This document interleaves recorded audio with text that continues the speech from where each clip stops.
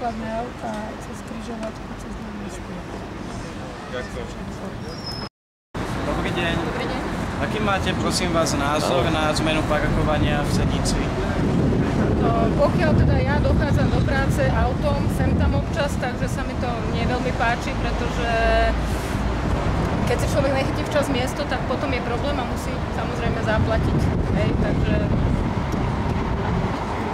myslím si, že že to není dobre vyriešené.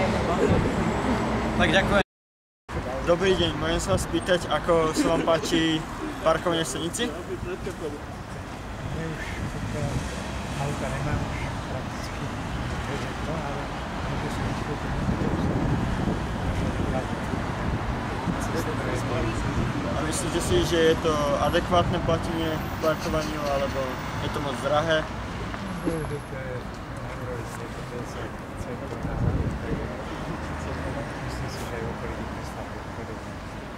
Dobre, ďakujem vám za rozhovor.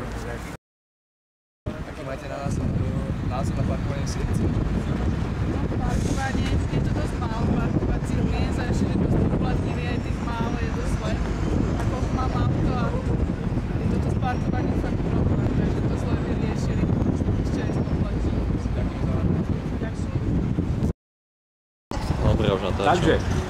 Ešte jednou bych chtěla pochválit, chtěla bych pochválit našeho hodného pana primátora. Ano, Lubomíra Paliska, který se o nás moc stará. Máme to tady moc pěkné. Bydlím v Senici 50 roků a je mi 80, takže je to řádka roku. To je už kniha života vlastně. No a jinak co by vám tak řekla, no však světlo máme, krásně bydlíme, máme nádherné náměstí. Ďakujem vám za rozhovor. Môžete. Ako sa vám páči v Senici? Také obyčajné, no ale trošku vyrobené, tak krajšie. No asi ne. Ďakujem za rozhovor. Dobrý deň, ako sa vám páči a mesta Senici parkovať? No, ja nemám auto, takže neviem, to nie je to. Ale je tu málo na parkovaní, to je pravda. Tak aký by ste dali prínos pre toto mesto? Začne to iného primátora. Ale ako to nevyužité niektoré miesta, no mali mohli to spraviť jak parkovací. Väčšinou sú také budovy postavené polučeličné a zbytečné. Ďakujem za rozhovor. Není za vši. Dobre, ako sa vám opýtať v Senici parkovanie? Je to veľmi slabé tady s tým parkovaním, proste miesto sa nedá zrejme. Parkoviska sú platené, nejsú napríklad tady sa nedá nakupovať. Treba si porovnať Hodonín aj Cenovo a Senicu.